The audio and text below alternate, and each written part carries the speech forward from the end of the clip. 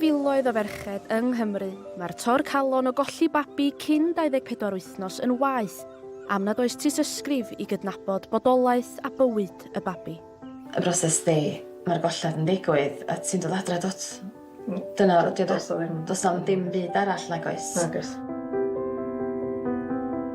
Yn sgil mynd drwy'r calon o golli babi, wnaeth Fiona ac Emma sefydlu elusen Pluen Wen mwyn newid hynny.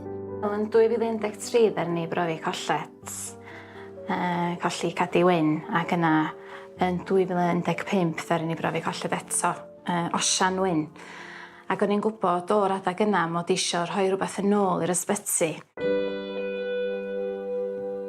Penderfynu byddwn ni yn creu tystysgrifa i'w rhannu deuluoedd oedd wedi colli babi cyn 24 wythnos i deuluoedd ar draws Ngogledd Cymru ym mhob ysbyty besi Cadwaladr.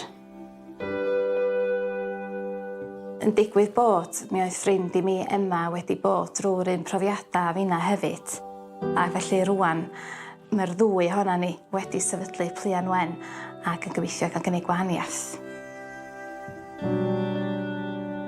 Da ni'n mynd yn ôl bron 11 mlynedd yn ôl rwan, pan gollon ni Efan. Oedden ni'n colli Efan cyn y 24 wythnos. A wedyn, yn 2018, mi gollon ni Lydia. A oedden ni wedi mynd 34 wythnos efo Lydia, felly oedd hi'n amlwg ar ôl y 24 wythnos.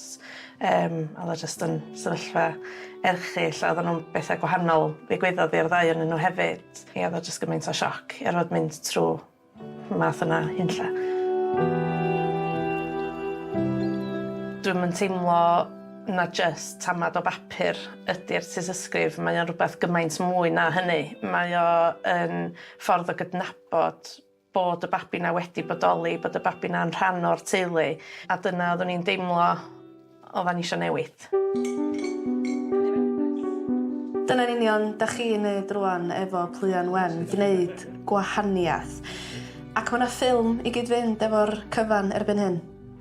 Oes, erbyn hyn ddaru Matthew gysylltu efo ni roedd o wedi bod yn dilyn hanes Pluen Wen dros y flwyddyn dwytha. A meddwl ella sa fo'n gallu creu ffilm o'r stori a'n hanes ni. O'n i'n dochol naif posbi i'r ffaith bod babi sy'n cael tystysgrif am dan 24 weeks, so mae'n rhywbeth i fi dysgu hefyd wrth wneud y ffilms yma. Ond o'n i'n meddwl fysa rhywbeth da i elusen cryfhau i trio cael hwn y draws Cymru i gyd, a trio helpu pobl sy'n mynd trwy'r un peth hefyd.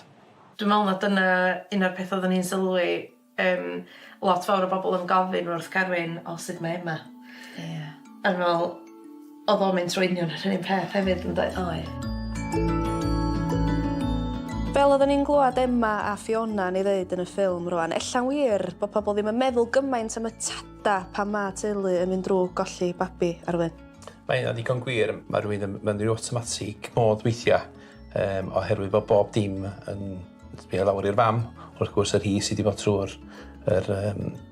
galar. A weithiau mae'r partner jyst yn gorau cario pethau ni flaen, ond i raddau pobl sydd yn gofyn sydd mae'r partner neu'r gŵr ydy yr rhai sydd bod drwyddo fe hunan. Dydy beth sy'n digwydd i ni ddim gwahanol beth sydd wedi digwydd i sawl teulu yn y gorffennol nag yn y dyfodol. Da ni yn gobeithio bydd gallu cyflwyno hein yn gwneud gwahaniaeth i deuluoedd. Fel fod gynnon nhw rhywbeth i edrych yn ôl arno fo, rhywbeth ar gof a chadw, rhywbeth i nodi bod na bosibilrwydd bydda na berson bach arall wedi gallu dod i'r byd, a gobeithio fydd cael tystysgrif yn nodi hynna yn rhywbeth fydd yn cresu'r calon ar y degau.